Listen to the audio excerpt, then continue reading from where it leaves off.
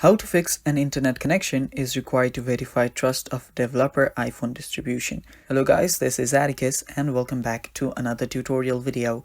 In today's video, I'll teach you guys how you can fix an error that says unable to verify app and internet connection is required. So I could not recreate the error, but this is what it should look like. So if you get such an error, this is what you do. So whenever you download an app or whenever you try to download any documents and your device tries to verify its trust, what it does is it needs the internet connection. So what you need to do first is make sure that you have a strong internet connection.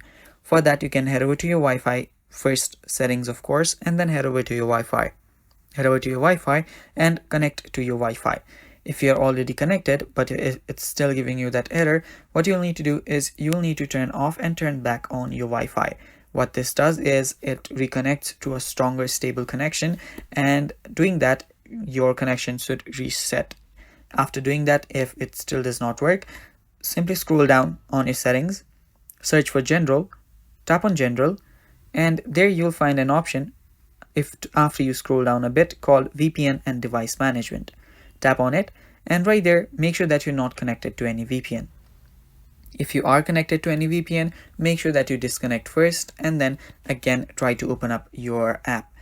Now again, if that does not work, under general again head over to date and time, and after you're on date and time, make sure that your date and time is correct. Make sure that your time zone is correct and you've set automatic for the time zone as well.